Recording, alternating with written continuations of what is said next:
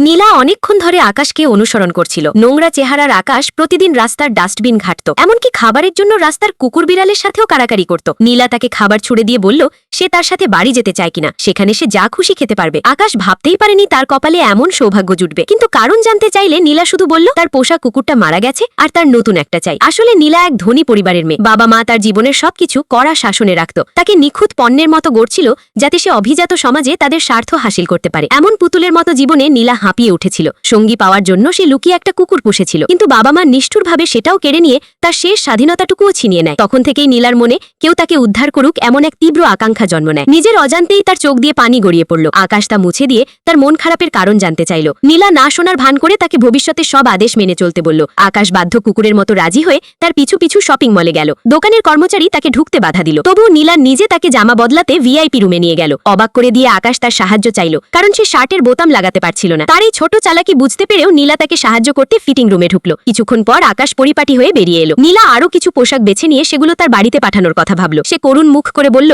তার বাড়ি এত সুন্দর পোশাক রাখার মতো নয়, বড্ড নোংরা। এই কথা শুনে নীলা আলতো করে তার চিবুকে চিমটি কাটলো। সে তড়িঘড়ি ক্ষমা চেয়ে বলল সে ঠিকঠাক আচরণ করবে। বিদায় বেলায় নীলা তাকে নিজের সবচেয়ে প্রিয় কুকুরের পুতুলটা দিয়ে তড়িঘড়ি চলে গেল। আকাশ তার পিছু নিতে চাইল, কিন্তু তার হাউসকিপার তাকে আটকে দিয়ে বাড়ি ফেরার তাগিদ দিল। আসলে এই সবকিছুই আকাশের নিখুঁত পরিকল্পনা ছিল। সে এক নামকরা পরিবারে জন্মেছিল আর তার এক অসাধারণ যমজ ভাই ছিল, কিন্তু তাকে বাঁচাতে গিয়ে ভাইটি মারা যায়। আকাশ বাধ্য হয়ে পরিবারের উত্তরাধিকারী হিসেবে তার জায়গা নেয়, তবুও সে কখনো বাবা মায়ের স্বীকৃতি পায়নি আর সবসময় চাপের মধ্যে বাঁচত। ধীরে ধীরে তার মনে অন্যদের বাঁচানোর তীব্র ইচ্ছা জাগে, কারণ এটাই ছিল নিজের মূল্য খোঁজার একমাত্র উপায়। সেদিন এক ভোজসভায় নীলার সাথে আকাশের দেখা হয়। সে তার সাহায্যের নীরব আকুতি বুঝতে পেরেছিল, তার দিক থেকে চোখ ফেরাতে পারছিল না। সে জানতো তার আসল পরিচয় জানলে নীলা সতর্ক হয়ে যাবে। তার জীবন সম্পর্কে ভালোভাবে খোঁজখবর নেওয়ার পর সে এক গরিব গৃহহীনের ছদ্মবেশ ধারণ করে।